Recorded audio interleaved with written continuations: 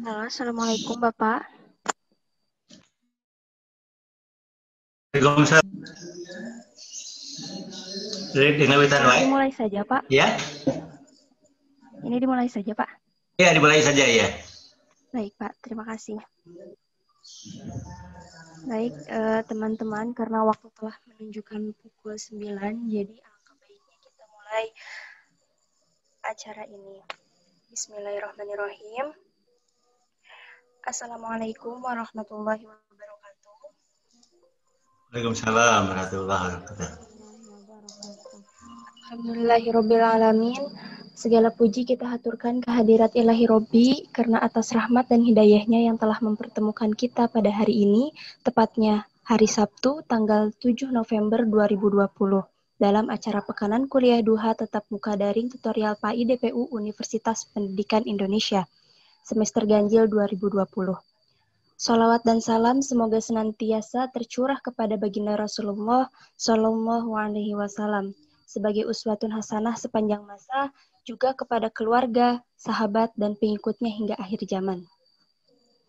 Perkenalkan, saya Ermaya Sukmawarti sebagai MC di Pekanan Kuliah Duha PAI kali ini yang bertemakan toleransi dan persatuan umat dengan dosen narasumber yaitu Bapak Dr. Munawar Rohmat, MPD.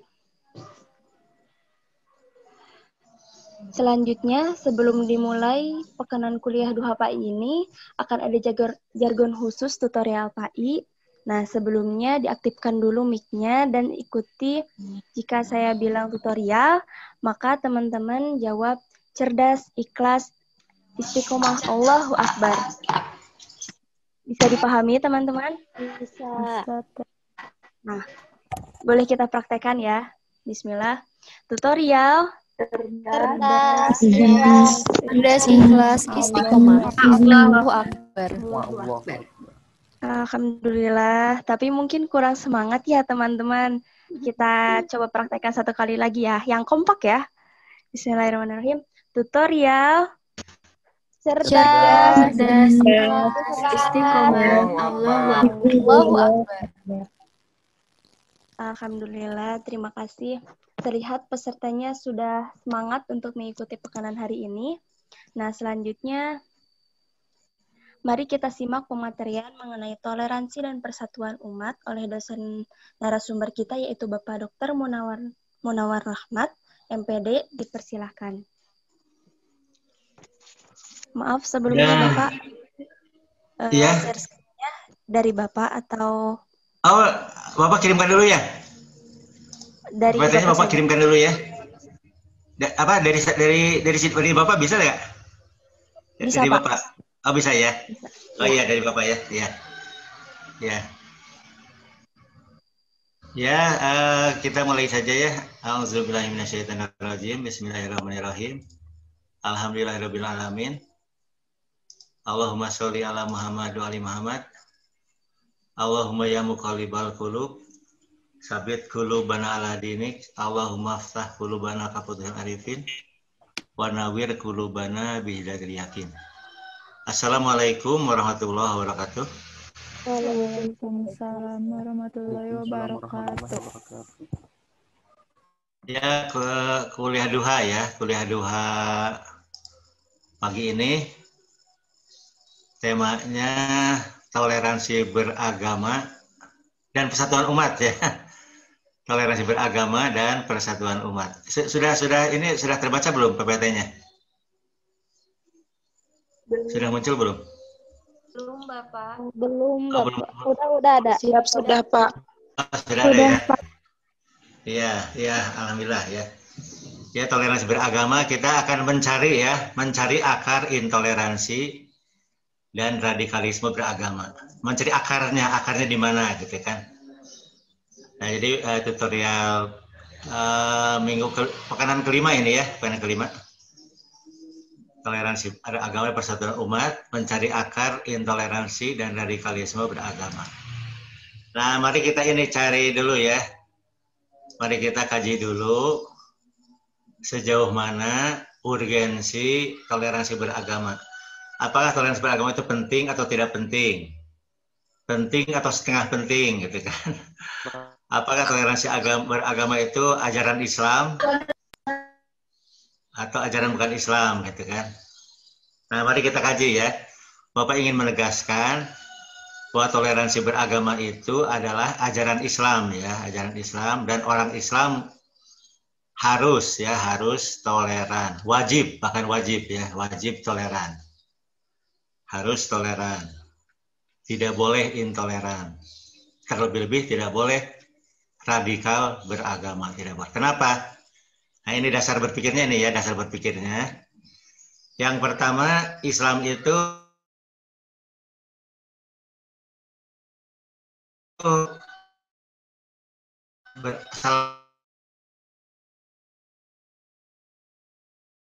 salah satu akar. Nah, artinya hidup damai, hidup tentram, cinta kedamaian. Lawan damai berarti kan ribut ya, anti keributan, anti perselisihan.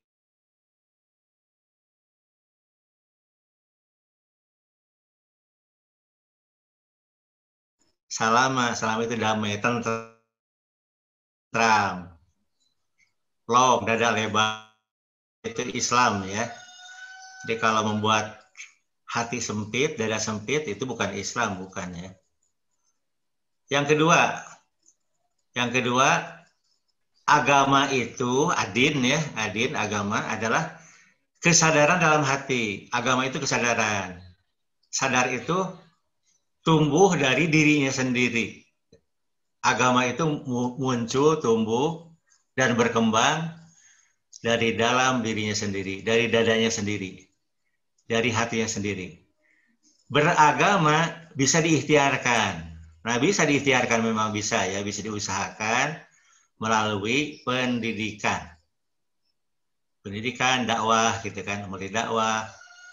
Dakwah itu pendidikan sebetulnya ya, dakwah itu ya. Dakwah itu bukan seperti yang Anda kenal seperti sekarang Bapak ya, itu bisa mengandung pendidikan ya. Kalau dari Bapak ini ada usaha menyadarkan Anda untuk beragama yang lurus, menyadarkan Anda untuk bertoleransi beragama gitu kan, dan Anda tersentuh. Nah, itu baru pendidikan ya. Jadi agama itu adalah kesadaran dalam hati yang bisa diikhtiarkan melalui pendidikan, yaitu ya ini proses penyadaran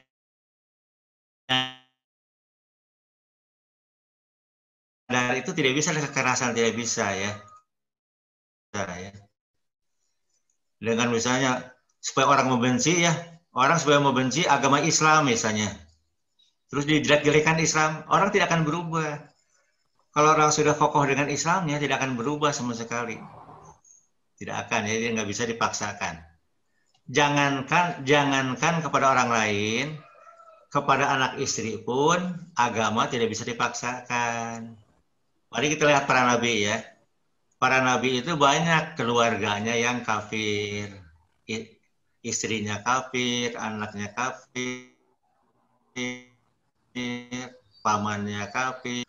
Apa Nabi bisa memaksakan? Tidak bisa sama sekali ya, karena itu kesadaran.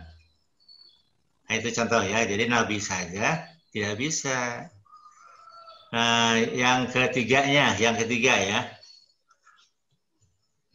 beragamnya agama dan mazhab. Sekarang kan agama itu banyak ya. Ada Islam, ada Kristen, ada Hindu, ada Buddha, ada Konghucu, ada Yahudi gitu kan. Beragam mazhab Islam pun beda-beda mazhabnya. Tidak ada Islam yang mazhabnya persis Nabi, tidak ada. Semuanya itu hasil ijtihad ya. Islam yang ada itu hasil ijtihad. Islam NU hasil ijtihad, Islam Muhammadiyah hasil ijtihad, Islam Persatuan Islam hasil ijtihad, Islam Wahabi hasil ijtihad, Islam Ahlus Sunnah wal Jamaah, Islam Sunni hasil ijtihad, Islam Syiah hasil ijtihad. Jadi Islam-Islam yang ada di dunia ini semuanya hasil ijtihad. Bukan Islam yang sama persis dengan Islamnya Nabi, bukan ya. Nah, ini kenyataan kan, kenyataan agama dan mazhab beragam. Nah, apakah beragamnya agama dan mazhab itu mau bertengkar, mau parasea, mau saling jelek menjelekan, mau saling salah menyalahkan gitu kan? Padahal agama dan mazhab itu kenyataan, realitas historis dan realitas sosiologis. Dari dulu agama sudah banyak, mazhab sudah banyak dari dulu juga. Bukan bentukan sekarang, tiba heula gitu kan. Dari dulu sudah ada. Nah itu ya. Para nabi itu hanya menyadarkan tentang perlunya umat beragama yang lurus. Nabi itu hanya menyadarkan saja. Tapi hidayah hanya otoritas Allah. Nabi pun tidak bisa memberi hidayah. Karena itu para nabi membiarkan adanya beragam agama dan mazhab-mazhab. Kalau di Quran kan adin dan al-milah ya, al-milah. Al-milah itu ya ini apa? Bisa diartikan mazhab juga al-milah itu. Agama yang dipersepsi ya. Yang benar kan agama milah Ibrahim, milah Muhammad, milah Musa, milah Isa, milah Adam itu agama yang benar. Tapi milah kita belum tentu benar, belum tentu ya, karena kita hasil ijtihad ya. Nah itu kenyataan ya. Jadi agama dan mazhab itu banyak, itu kenyataan. Sama banyaknya suku-suku dan bangsa-bangsa, itu kenyataan. Tidak bisa kita misalnya, oh saya orang Sunda benci dengan orang mana misalnya gitu ya. Kita udah musnahkan sukunya, nggak bisa gitu kan. Karena itu kenyataan, ada kenyataan gitu kan. Sejak dulu pun sudah ada gitu kan. Tidak bisa, jadi tidak bisa membenci suku lain, bangsa lain, etnis lain. Nah agama tidak bisa membenci agama lain, mazhab lain, nggak bisa dibenci, nggak bisa ya. Karena itu kenyataan ada gitu kan. Nah kita lihat para nabi. Para nabi itu membangun hubungan harmonis dengan penganut agama-agama. Nabi bangun hubungan harmonis dengan Kristen harmonis, dengan Yahudi. Nabi kan waktu itu yang ada Yahudi dan Kristen ya, dengan Yahudi harmonis, dengan Kristen harmonis, gitu kan. Bahkan para pendeta Najran dari Arab Selatan yang pernah berkunjung ke Nabi, ketika sembahyang, mereka dipersilahkan sembahyang di masjid oleh Nabi. Jadi Nabi memfasilitasi agama orang Kristen menyelenggarakan ibadahnya, difasilitasi oleh Nabi gitu kan, bukan dihalangi gitu kan, bukan dihalangi, difasilitasi. Oh mangga silahkan di sini aja gitu kan. Nah jadi Bapak ingin menegaskan ya toleransi beragama itu merupakan akhlak mulia.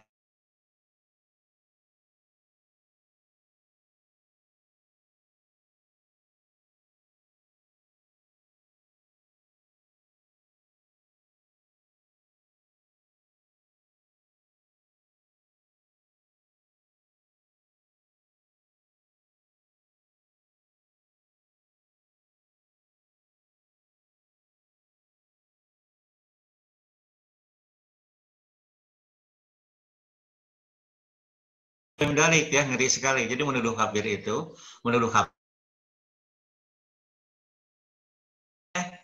ditetapkan oleh Allah sebagai orang kafir. Nauzubillah min dzalik ya. Nah, sekarang Bapak ingin bicara tentang agama Islam ya. Agama Islam kan macam-macam mazhab ya. Ya ada Islam Sunni, Islam Ahlussunnah wal Jamaah, ada Islam Syiah, itu yang paling tua ya. Yang paling tua itu Islam Sunni dan Islam Syiah yang paling tua. Hanya beberapa hari setelah Nabi wafat muncul Islam Sunni dan Islam Syiah. Nah, jadi itu mazhab yang paling tua itu dua, Sunni dan Syiah. Kemudian Sunni berkembang menjadi beberapa mazhab ya. Syiah juga berkembang menjadi beberapa mazhab gitu kan. Nah, yang terbaru, misalnya mazhab itu yang terbaru adalah Wahabi. Wahabi itu baru ya. Wahabi itu abad ke-17 Masehi. Lebih baru lagi yang Salafi ya. Salafi itu dari Wahabi juga, gitu, muncul Salafi. Kemudian ada Ahmadiyah. Ahmadiyah lebih baru juga gitu. Dua itu adalah Sunni dan Syiah. Sunni itu dulu penguasa ya, sedangkan Syiah rakyat. Makanya rakyat Syiah itu pinggiran ya, kaum zaman dulu itu kaum pinggiran. Kaum yang tidak ada di kekuasaan. Tidak ada yang jadi menteri, tidak ada yang jadi gubernur, tidak ada gitu kan. Sampai Syiah kuat. Akhirnya punya negara sendiri. Nah, sampai sekarang kan ada 10 negara Syiah di dunia ya, ada 10 negara Syiah di dunia sampai sekarang ya. Nah, ini akar intoleransi itu karena mengkafirkan gitu kan. Yang kaum Salafi takfiri kan kenapa disebut takfiri ya? Salafi takfiri. Salafi itu ada dua. Ada Salafi yang benar, ada Salafi takfiri. Kaum Salafi yang suka mengkafir-kafirkan mazhab lain. Nah, yang suka dikafirkan itu antara lain Syiah ya, oleh Salafi itu. Syiah kafir, sesat gitu kan. Itu kaum Salafi takfiri itu ya. Nah, jadi Nabi mengingatkan bahaya takfir ya. Mengkafirkan seorang saja sudah dosa besar, bahaya sekali, lebih-lebih mengkafirkan satu golongan gitu kan. Ini bahaya sekali, padahal takfir itu adalah hak prerogatif Allah dan Rasulnya. Nah, ini hasil konferensi ya. Hasil konferensi internasional ulama Al-Azhar di Mesir ya, di Mesir bulan Januari 2020 yang baru lalu ya, tahun ini. Salah satu pasalnya itu larangan takfir. Nah, dengan menegaskan Jika pada seorang muslim, jika pada saudara kamu ada 99 ciri kekafiran, ada 99 ciri kekafiran, tapi masih menyisakan satu ciri keislaman, maka kita harus menetapkan dia itu orang Islam. Nah, kita melihat orang agamanya Islam ya, KTP-nya Islam. Kita menemukan ada 99 ciri kafir. 99 ciri kafirnya gitu kan. Tapi masih menemukan satu ciri keislaman, misalkan sholat. Misal, sholat kan jadi orang Islam. Sholat misalkan. Nah, maka kita harus menetapkan orang itu orang Islam. Walaupun ada ciri-ciri kafir. Walaupun gitu kan. Ini hasil konferensi ulama internasional di Al-Azhar, Mesir. Dari Indonesia ada utusannya, 4 orang ya. Nah, yang ini yang kedua, Risalah Aman ya. Risalah Aman itu konferensi ulama internasional sedunia di Amman, Yordania 15 tahun yang lalu, tahun 2005. Siapa orang Islam itu? Siapa kaum muslimin itu? Nah,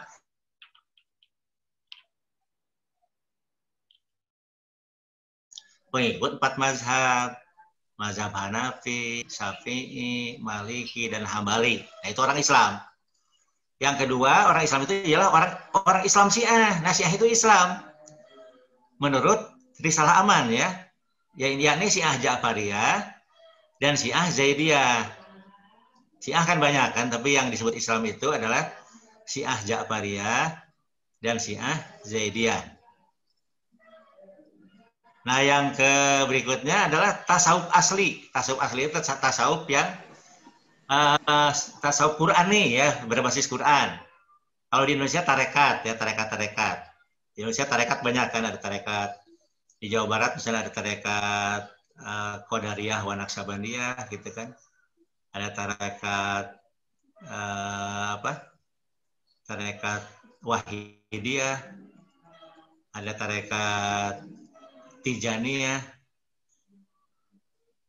ada tarekat Qadariyah saja, Naqsabandiyah saja.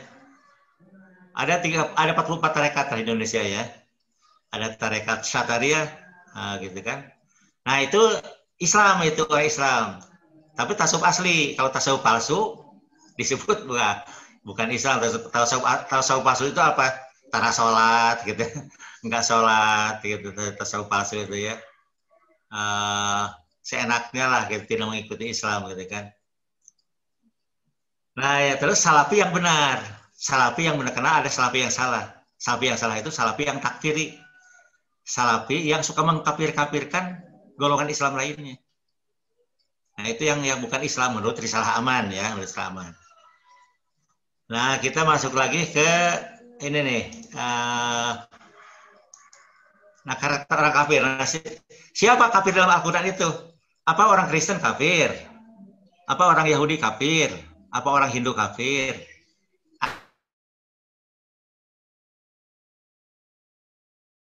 Bahwa Yahudi itu kafir, Kristen itu kafir, Hindu itu kafir. Tidak ada sama sekali. Kenapa? Karena kafir itu karakter. Bukan identitas agama, bukan ya. Jadi tidak ada agama kafir. Oh, ini agama kafir. Yang ada itu agama itu Islam, Kristen, ya Kristen Protestan, Katolik, gitu kan, Hindu, Buddha, Konghucu, agama Yahudi. Nah, itu agama yang ada, gitu kan. Tidak ada agama kafir, tidak ada ya. Jadi di Quran dan di hadis ya, kafir itu adalah karakter, watak. Jadi orang kafir itu orangnya wataknya seperti iblis. Karakternya seperti iblis. Apa iblis itu? Ciri yang menonjol iblis itu sombong. Dan merasa dirinya lebih baik. Supaya Anda tahu ya, iblis itu bertauhid. Yang kata orang kita mah, oh orang beriman itu iblis itu. Iya betul, dia beriman kepada Allah. Tapi dia oleh Allah divonis kafir. Kenapa kafir? Karena akhlaknya buruk. Nah, Anda ingat ya. Ciri keislaman itu sebenarnya menonjol di akhlak ya, menonjolnya itu. Iblis bertauhid, tapi akhlaknya buruk, maka ditetapkan sebagai orang kafir oleh Allah. Nah, akhlak buruknya itu apa? Akhlak buruknya itulah sombong dan merasa dirinya lebih baik. merasa lebih baik daripada orang lain. Nah itu ya, ciri orang kafir itu seperti iblis, yakni sombong. Nah itu ya, jadi supaya Anda ingat ya, ciri itu ciri kafir itu di watak ya, di akhlaknya buruk. Yang kedua, senang bermusuhan. Senang bermusuhan itu kan akhlak buruk. Senang bermusuhan, menciptakan musuh gitu kan. Orang sedang ngaji dibubarkan gitu kan. Nah itu akhlaknya buruk kan, watak buruk gitu. Senang bermusuhan, benci. Benci ke orang bukan karena orang itu jahat, tapi beda agama, beda mazhab, dibenci. Nah itu orang senang bermusuhan, itu ciri orang kafir dalam Al-Quran ya. Ciri orang kafir itu senang bermusuhan. Yang ketiga, ciri orang kafir itu apa? Menghalau. Mau ngaji dihalangi. Gitu kan. Nah itu orang menghalang-halangi nggak di jalan Allah ya. Arab Saudi itu Wahabi, ya Wahabi itu keras. Wahabi itu keras. Tapi tidak pernah mengkafirkan orang lain, tidak pernah Wahabi itu. Wahabi tidak pernah mengkafirkan Syiah, tidak pernah gitu kan. Tidak pernah mengkafirkan Ahmadiyah, tidak pernah. Orang Ahmadiyah pun boleh ibadah haji ke Mekah, boleh. Di Mekah itu khusus orang Islam, khusus. Nah, tapi Ahmadiyah dibolehkan, artinya Ahmadiyah pun dianggap Islam di Arab itu ya, di Mekah itu ya. Boleh haji ke Mekah itu ya. Tidak pernah dihalangi, tidak pernah sama sekali. Karena mereka mau ibadah kan, mau ibadah haji. Masa dihalangi?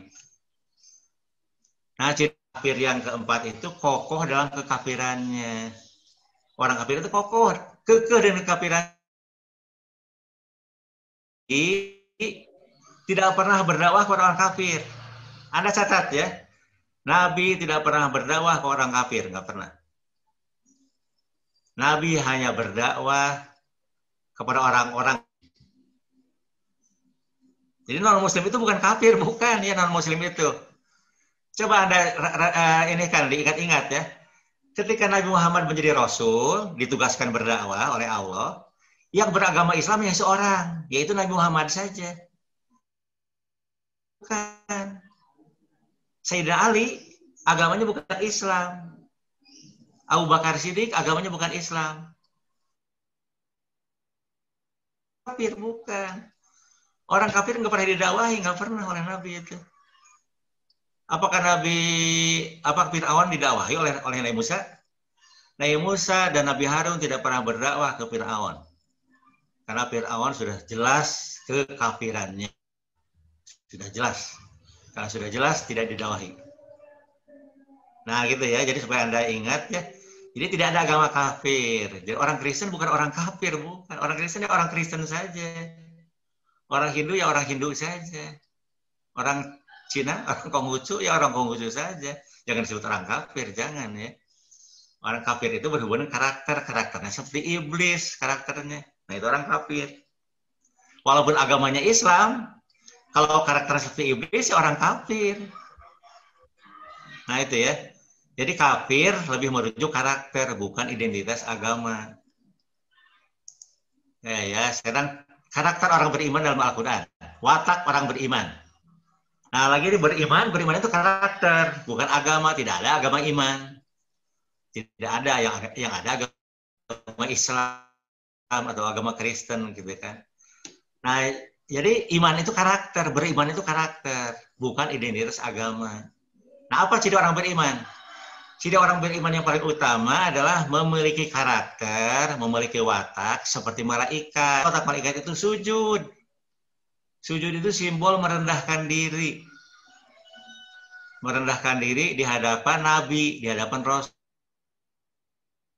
Nah itu jadi orang beriman itu karakternya seperti malaikat yang sujud. Tunduk patuh kepada Rasulullah. Sami'na wa ata'na, kami mendengar dan kami taat. Tidak pernah membangkang. Jadi kalau kata Rasul harus berakhlak mulia, ya kita berakhlak mulia. Jangan berakhlak buruk, jangan. Kata Rasul jangan menuduh kafir, ya kita jangan menuduh kafir, jangan. Nah itu ciri orang beriman ya, sami'na wa ata'na. Jangan membangkang. Kan itu membangkang artinya gitu kan. Membangkang bukan ciri orang beriman. Nah, ciri orang beriman itu seperti malaikat, sujud. tunduk merendahkan diri kepada Rasulullah. Itu yang pertama ya. Ciri kedua orang beriman itu apa? Berjiwa al-fakir. Al-fakir itu butuh ya, butuh sekali, butuh kepada siapa? Butuh kepada Allah. Jiwanya itu butuh kepada Allah. Nah, kalau butuh kepada Allah, karakternya itu adalah rendah hati, merasa lebih buruk dalam beragama, merasa tidak pernah merasa lebih baik. Kalau ada orang Islam menyalah-nyalahkan yang lain, berarti merasa lebih baik dirinya itu. Merasa lebih baik itu adalah karakter iblis, sombong gitu kan. Nah, kalau orang beriman merasa lebih buruk. Oh, saya lebih buruk daripada orang lain gitu kan. Sehingga tidak menyalah-nyalahkan, tidak gitu kan. Yang ketiga, ciri orang beriman itu memiliki kepedulian yang tinggi. Peduli untuk menghilangkan kesulitan dan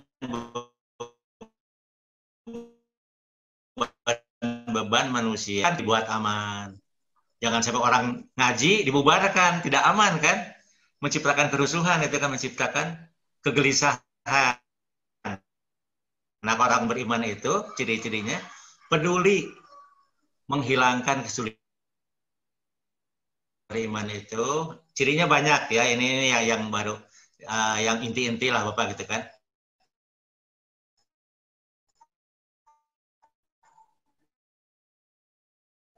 Nah, cirinya berakhlakul karimah, memiliki akhlak mulia, itu ciri orang beriman.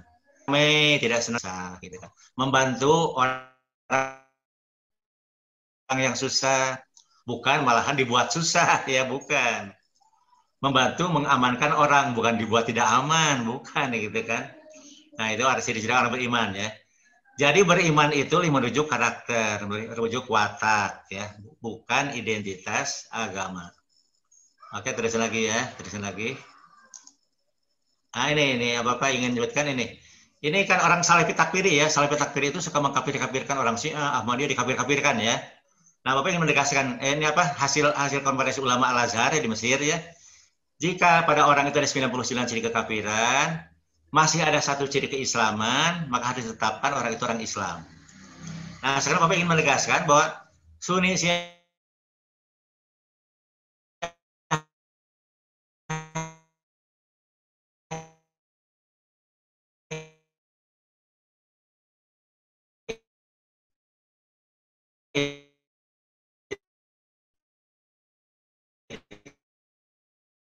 itu persamaannya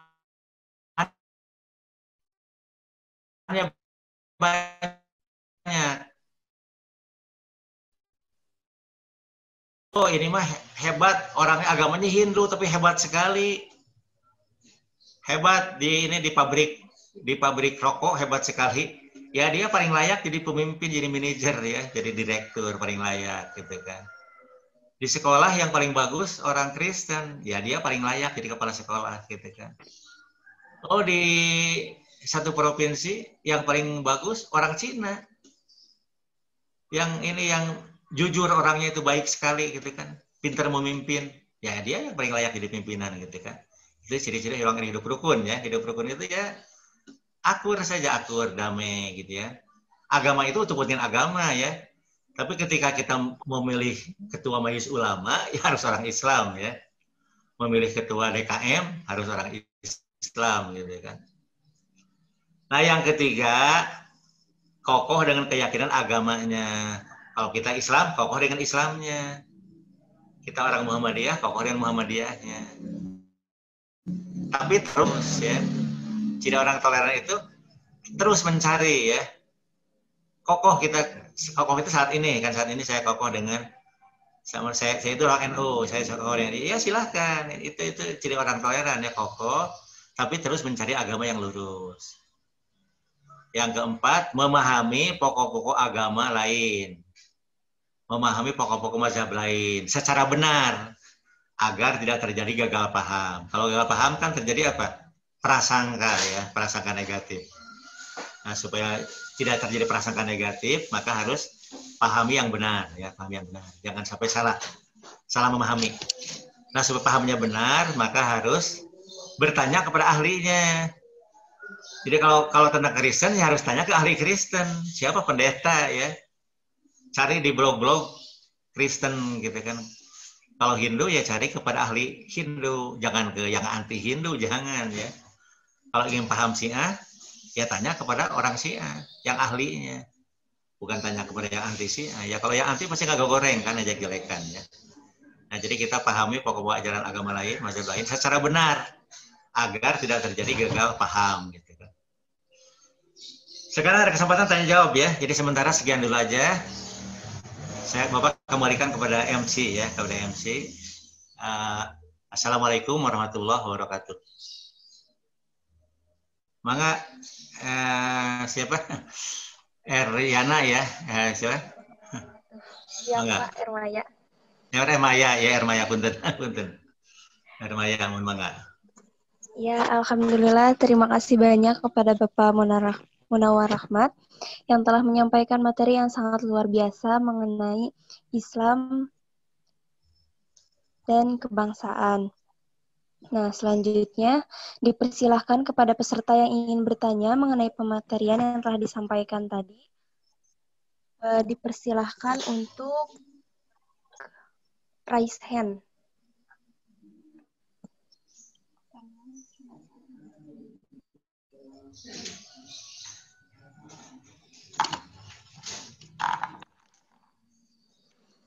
Ya, kepada peserta yang ingin bertanya, mangga untuk raise hand. Atau boleh di kolom chat.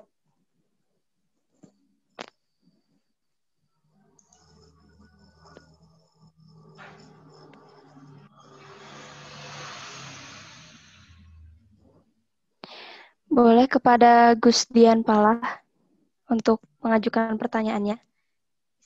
Dengan asal jurusan dan fakultasnya ya. Assalamualaikum. Apakah suara saya terdengar? Jelas ya, jelas. Gus Dian ya. Nama saya Gus Dian Palah. Saya dari Prodi Pendidikan Bahasa dan Sastra. Izin bertanya, Pak. Kalau misalnya kita mencari informasi mengenai agama lain, contohnya agama Shinto, apakah tidak apa-apa selama kita tetap menjalani dan lain sebagainya? Apakah tidak apa-apa? Kalau cuma mencari informasinya aja gitu. Terima kasih, Pak. Ya. Wassalamualaikum. Waalaikumsalam warahmatullahi wabarakatuh. Langsung aja ya Pak. Atau Mangga Bapak, aja ya. Boleh langsung saja. Langsung aja ya, Gus Dian ya, Gus Dian Palah, bahasa Indonesia ya. Di Quran sendiri agama lain itu ada ya, di Islam, di Quran itu ada agama Kristen ya, ada agama Yahudi, dijelaskan ajarannya gini. Ada yang dikritik oleh Islam, misalnya kritiknya itu begini ya. Yang lain dibiarkan, berarti kan benar, yang dibiarkan itu benar ya, dibiarkan. Jadi yang dikritik sedikit biasanya gitu kan. Nah jadi Al-Quran sendiri memberikan contoh ya, jadi mempelajari agama lain gitu kan. Jadi belajar agama lain ya boleh saja. Malahan ada jurusan ya di UIN itu, di UIN Universitas Islam Negeri, ada jurusan perbandingan agama. Dia diajarinya agama lain itu, bukan hanya agama Islam ya. Belajar agama Yahudi itu gimana, Kristen itu gimana, gitu kan, Hindu itu gimana, udah semua agama dipelajari itu. Jadi ada jurusan, ada program studi perbandingan agama ya. Nah itu dipelajari, jadi boleh-boleh saja gitu kan. Belajar agama lain kan tidak, apakah kalau belajar agama lain akidah kita berubah? Kan tidak gitu kan. Biasa-biasa aja kan. Belajar agama lain kan persis belajar matematika atau belajar sastra Indonesia kan sama-sama aja. Tidak mengubah pandangan gitu kan. Nah saya kira itu yang tidak boleh, mau orang Islam pindah agama nih, itu nggak boleh. Kalau orang Islam pindah agama, nah itu murtad namanya gitu kan. Karena Islam kan kita ini sudah sampai ke agama yang sudah paling tidak kita sudah sampai ke tangga pertama ya, beragama Islam. Tinggal kita mencari Islam yang lurus. Nah itu ya. Kita sudah sampai di tangga pertama, tangga Islam gitu kan. Karena agama yang Allah ridhoi kan Islam gitu kan. Agama Islam. Nah, tinggal kita mencari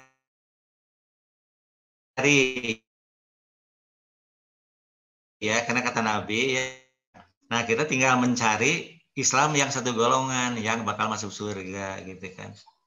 Tapi kita bukan nyalahkan yang lain, kita juga belum tentu benar ya. Kita sendiri kan belum tentu benar. Ya kita, yang penting kita ngikutin Nabi saja. Harus rendah hati, ya rendah hati gitu kan. Menciptakan kedamaian. Nah pasti oleh ya gitu kan. Menolong Allah itu kalau kita belum sampai ke Islam yang lurus ya, belum Islam yang seperti Islam yang diajarkan oleh Nabi Muhammad, ya kita rendah hati saja.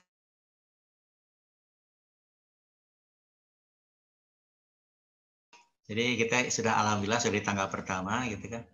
Jadi kalaupun mempelajari agama lain ya tidak akan apa-apa gitu kan. Ya ini kan paling kita juga kan sudah mengenal agama lain ya.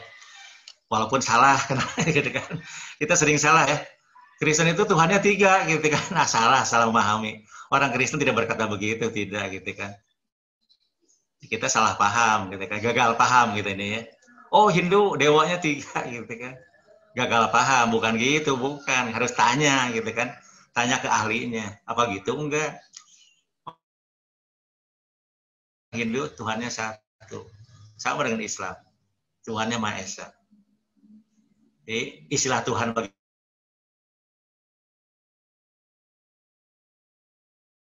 jangan menggunakan orang Jawa menangkap orang Sunda ya salah itu kan. Kata orang ini apa? Kata orang Jawa, ambilkan obeng. Kata orang Sunda, atos. Atosnya sudah maksudnya gitu kan. Kata atosnya orang Jawa keras gitu kan. Kan beda pahamnya gitu kan. Istilahnya sama tapi maknanya berbeda. Nah, seringkali agama-agama ya istilahnya sama tapi maknanya berbeda. Atau apa istilahnya beda, maknanya sama. Sering kali gitu ya. Istilahnya beda, maknanya sama gitu kan. Atau istilahnya sama, maknanya berbeda. Nah, itu sering kali ya. Nah, jadi kita boleh, karena yang namanya manusia kan punya rasa curiosity ya, rasa ingin tahu. Nah, di antara ingin tahu itu ingin tahu agama lainnya. Boleh gitu kan. Malahan agama, ya pelajari, di psikologi kan dipelajari agama totem gitu kan. Agama totem itu apa sih? Itu cikal bakal agama primitif yang ternyata tumbuh subur di dunia modern gitu kan. Jadi kenapa orang banyak sakit jiwa? Karena agamanya agama totem gitu kan. Walaupun agamanya Islam.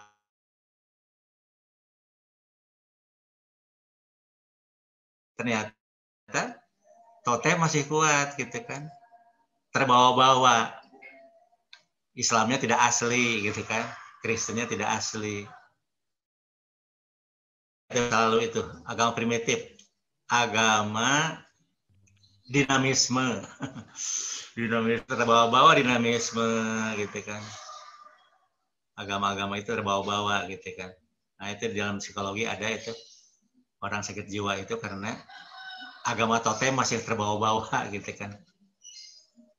Nah, itu sakit jiwa itu di antara lain menurut psikologi ya. Orang keras dengan radikal beragama itu sakit jiwa itu. Dalam psikologi sakit jiwa kan itu hobi bermusuhan ya, sakit jiwa berarti gitu orang itu. Namanya psikopat. Senang menyakiti orang lain.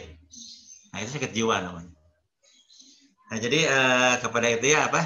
Agusdian ya. Agusdian Falah, jadi silahkan kalau kita ini yang namanya kita kan rasa ingin tahunya tinggi ya, ingin tahu ini. Silahkan aja rasa ingin tahu. Dan kalau belajar agama lain, justru agama Islam semakin kokoh ya. Kita semakin kokoh beragama Islam. Semakin, semakin lengkap Islam itu agama itu. Komplit, sempurna gitu kan. Semakin menemukan kesempurnaan. Nah itu ya Gus Dian ya. Mangga kalau masih ada yang lain silahkan. Baik Bapak, terima kasih. Iya, sama-sama. Ya, boleh kepada Bani dari Teknik Elektro untuk mengajukan pertanyaan selanjutnya.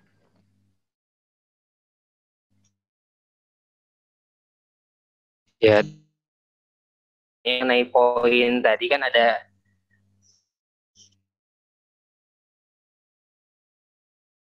dari Risalah Aman tahun 2005 ada Sunni dengan empat mazhabnya, ada Syiah, ada tasawuf, dan ada Salafi yang benar. Nah, yang menarik di sini saya ingin tahu tentang Salafi yang benar dan yang salah gimana gitu. Soalnya saya juga bertemu dengan ya sempat bertemu dengan teman-teman dan saya itu orang NU juga gitu. Jadi biasanya ya jadi sasaran empuk juga gitu buat teman-teman yang kayak gitu kadang. Nah, yang benar yang salah itu kayak gimana gitu. Kalau yang salahnya itu apakah sikap kita itu menganggap mereka salah juga gitu. Karena kadang saya mikir ketika mereka menyalahkan saya pun beribadah dengan dalil dan mereka menyalahkan saya dengan dalil yang lain juga. Tapi kalau saya nyalahin mereka, kadang saya mikir jadi kayak sama aja gitu mereka. Itu yang saya pikir. Ya. Oke, Bani ya, Bani dari Teknik Elektro ya, Bani. Nah, ini Risalah Aman ya, Risalah Aman itu konferensi ulama sedunia, ada 200 ulama sedunia berkumpul di Aman di Yordania, merumuskan siapa orang Islam itu, gitu kan. Nah, dirumuskanlah ada 8 kelompok Islam yang ditetapkan oleh Risalah Aman. Ya mungkin kalau ada konferensi lagi bertambah mungkin ya. Ya pokoknya tahun 2000 baru 8 lah. Sunni Hanafi, Sunni Maliki, Sunni Syafi'i, Sunni Hambali gitu kan. Terus Syiah Ja'fari, Syiah Zaidi, tasawuf asli, dan Salafi yang benar. Nah, berarti ya Salafi yang salah benernya. Tasawuf yang asli berarti tasawuf palsu gitu. Nah, memang ada tasawuf palsu ya. Di Salafi, nah Salafi yang ini yang ulama sedunia itu tidak sepakat itu dengan Salafi takfiri. Itu yang disebut salah ya. Salafi takfiri itu karena bermusuhan, menciptakan musuh ya. Misalnya kamu kafir, kamu mah gitu kan. Kan ini menciptakan musuh itu kan. Jadi kriminal lah, perilakunya kriminalitas gitu kan. Mengkafir-kafirkan itu termasuk yang ngabom ya, yang suka itu ISIS itu banyak dari Salafi. ISIS itu Islamnya Islam Salafi yang takfiri, yang mengkafir-kafirkan sehingga berani ngebom. Di Pakistan itu sekolah Islam dibom, coba ya. Ini dibom gitu kan, pesantren dibom gitu kan. Karena dianggap kafir, dianggapnya gitu kan. Nah, jadi itu Salafi takfir itu keras, ekstremis ya. Dan Salafi takfir itu sebetulnya warisan dari Khawarij. Pas setelah Nabi Muhammad meninggal dunia ya, hanya 25 tahun setelah Nabi wafat, Khalifah Utsman dibunuh. Padahal Khalifah Utsman itu orang soleh, mukmin sejati, dermawan luar biasa, mantu Nabi ya. Putri Nabi 2 dinikahkan Khalifah Utsman itu. Dua anak perempuan Nabi. Saking Nabi senang kan ke Khalifah Utsman kan. Tapi Khalifah Utsman dibunuh. Siapa yang bunuhnya? Ulama yang bunuhnya itu. Ulama, kenapa dibunuh oleh Utsman? Utsman kafir. Nah itu. Jadi cikal bakal mengkafirkan orang Islam itu dimulai oleh cikal bakal kaum Khawarij. Kemudian Khalifah Ali, Imam Ali bin Abi Thalib dibunuh juga. Itu ulamanya itu ulama yang hafal Quran 30 juz, hafal Quran itu. Puasa tiap hari, tiap 10 sana puasa. Dia itu tahajud tiap malam gitu kan. Tapi dia membunuh dengan tuduhan Ali kafir. Nah, jadi itu cikal bakal kaum Salafi takfir itu sudah ada pasca Nabi ya, hanya 25 tahun setelah Nabi wafat sudah muncul Islam takfiri. Islam yang suka mengkafir-kafirkan golongan Islam lain. Nah, itu yang meresahkan dunia ya. Nah, ini biasanya takfir itu bisa habis ya kalau pemerintah sudah kena. Kalau pemerintah sudah kena, dihabisi biasanya itu apa? Kalau ini sedang biasa-biasa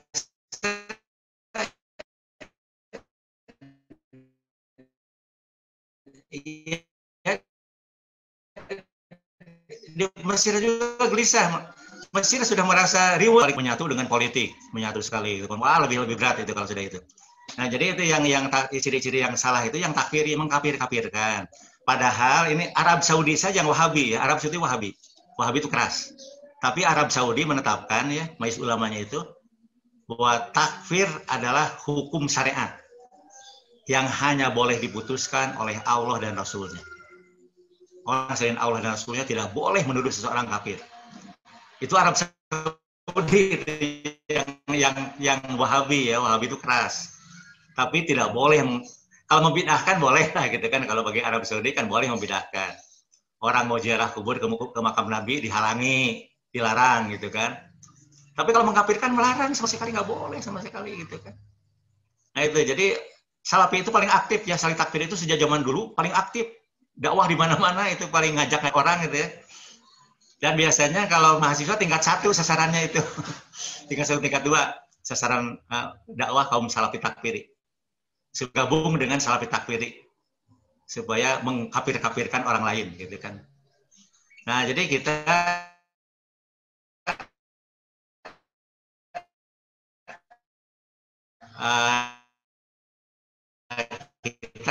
ikut Nabi saja lah. Nah, gitu ya, itu apa Bani ya. Jadi yang kenapa ditetapkan jadi yang Islam itu Salafi yang benar. Saya yang benar tidak pernah takfiri, tidak pernah. Dia Salafi, dia lebih keras daripada Wahabi, lebih keras ya. Tapi tidak pernah mengkafirkan orang Islam. Bapak pernah berjumpa juga dengan pimpinan ini, pimpinan teroris ya, yang sudah tobat, teroris yang tobat, teroris yang tobat. Dia orang Salafi, teroris gitu ya. Dia di Afghanistan, perang selama 8 tahun melawan Rusia. Kata dia, saya dan kelompok saya hanya menyerang orang-orang non-Islam, kata dia itu. Orang Rusia yang saya serang. Tidak pernah saya menembak satu peluru pun ke orang Islam agamanya. Walaupun teman-teman saya menuduh dia kafir. Tapi saya tidak pernah, kata dia. Saya hanya menembak orang-orang yang bukan Islam. Yaitu kaum Rusia, Uni Soviet yang menyerang Afghanistan, kata dia gitu. Nah itu Salafi yang benar gitu. Dia itu orangnya soleh, gitu, rajin sholat, rajin puasa gitu kan. Nah itu Salafi. Bapak pernah berjumpa dengan pemimpin teroris yang sudah tobat, dan itu diakui tobat oleh pemerintah Indonesia, diakui. Bahkan dia menjadi pembicara untuk pemberantasan terorisme. Nah itu ya, Bani ya. Mangga silakan kalau ada yang lainnya. Jazakallah khairan, Pak. Sami-sami.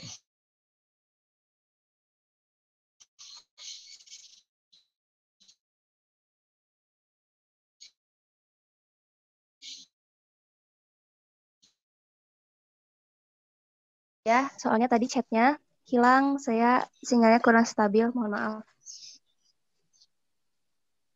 Satu pertanyaan terakhir. Ya, mangga.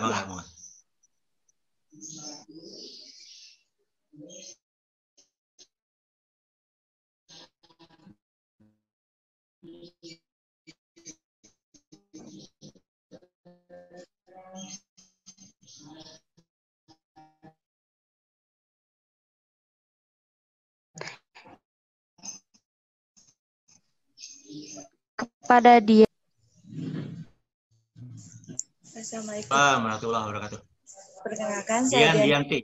Bapak ngebahas yang tidak boleh mengkafirkan kepada sesama Islam yang beda mazhab atau yang beda dari kita.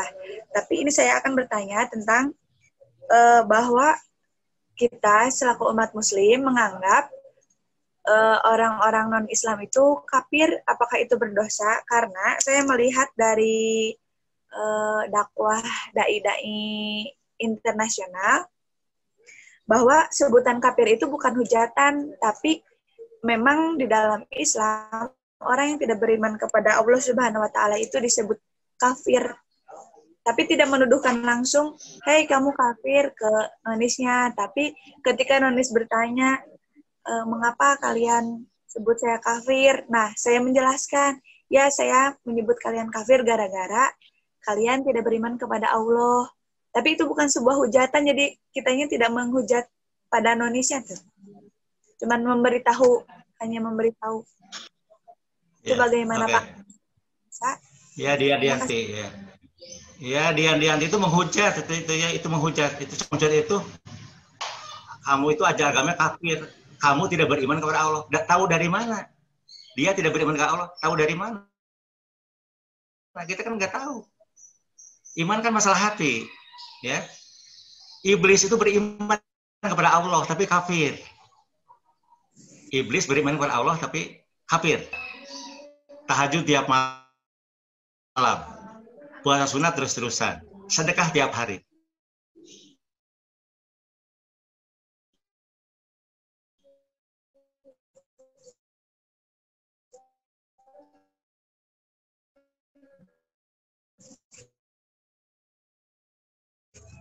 Tapi oleh Nabi ditetapkan dia orang kafir.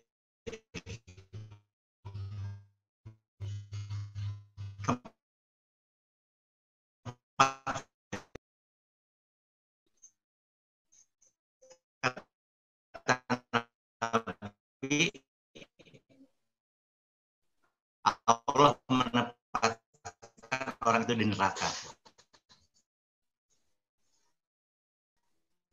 Kenapa? Karena misi Islam akhlak mulia. Tidak, kalau kita memvonis orang kafir, wah itu akhlak buruk gitu ya. Tidak suka itu. Orang Kristen tidak suka disebut kafir, orang Hindu tidak suka, orang Islam juga tidak suka, sama nggak suka sama sekali gitu kan. Lebih kafir itu Nabi sendiri malah bukan hanya orang Islam ya. Ke orang non Muslim juga tidak boleh menuduh kafir karena yang tahu kafir.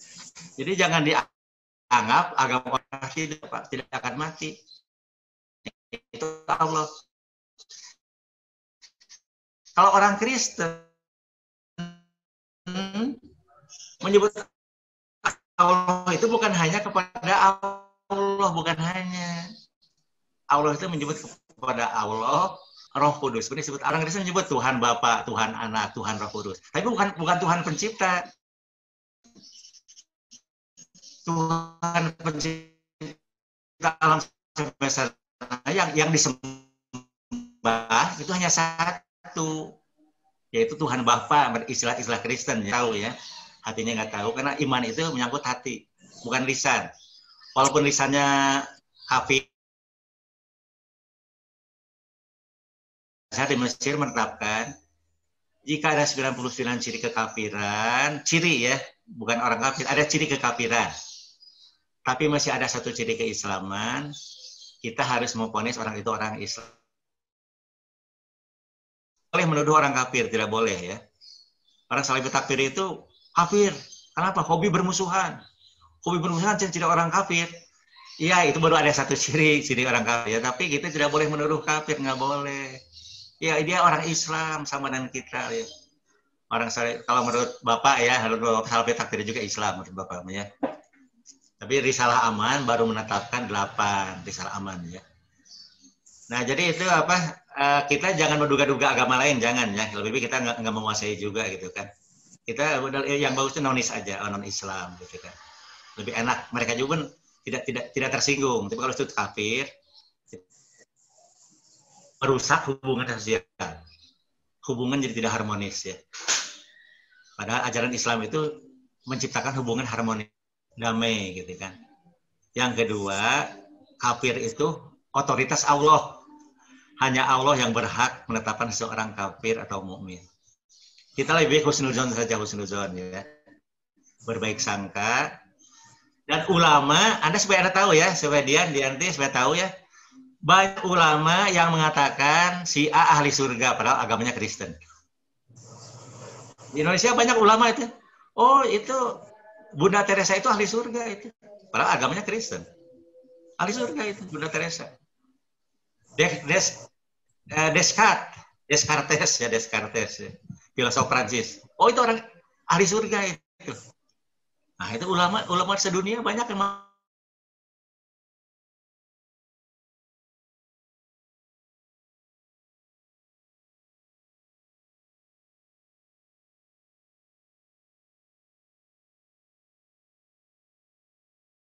hanya dia tidak tahu agama Islam saja, tidak beragama Islam, tapi dia hakikatnya orang Islam. Nah, begitu ya. Para ulama-ulama yang ini yang Bapak pelajari itu, mereka begitu. Jadi mengamati orang itu. Sampai di detil, lihat perilakunya, lihat akhlaknya. Terutama akhlaknya yang dilihat. Karena keimanan kan kita nggak tahu, gitu. Keimanan kita hanya tahu dari lisannya saja, gitu kan. Ya, mungkin sementara segitu aja ya. Waktunya sudah habis. Baik. Jadi Bapak kembalikan kepada Ermaya, maka sekian dulu aja. Baik, terima kasih Bapak. Masya Allah, jawabannya sangat Masya Allah sekali. Nah, baik. Terima kasih kepada para yang mengajukan pertanyaannya.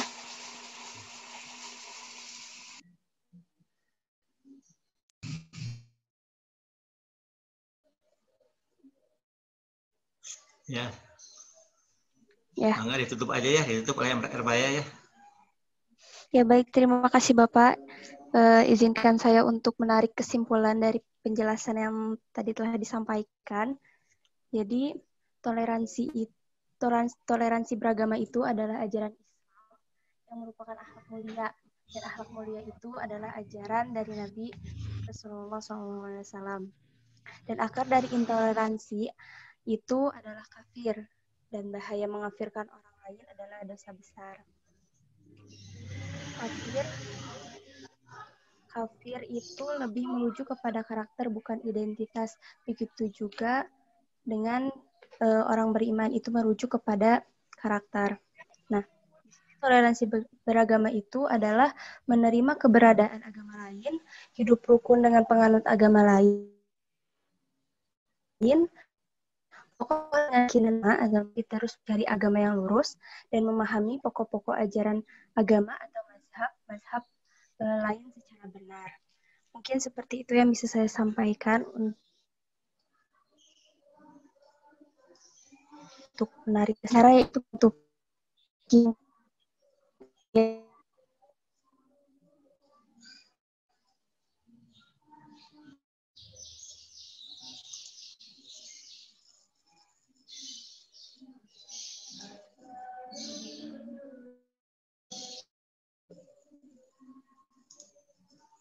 Ya, mangga. Assalamualaikum ya. Assalamualaikum. Izin lab ya, izin lab. Izin. Waalaikumsalam.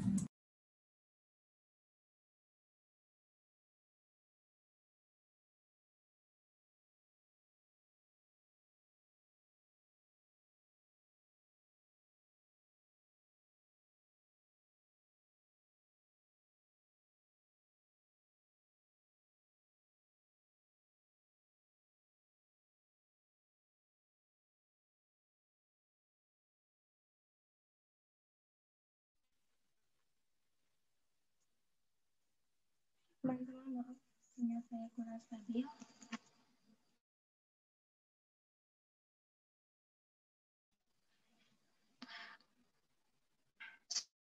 Saya tutup acara ini. Wassalamualaikum warahmatullahi wabarakatuh. Waalaikumsalam warahmatullahi Acara ini. Wassalamualaikum warahmatullahi wabarakatuh.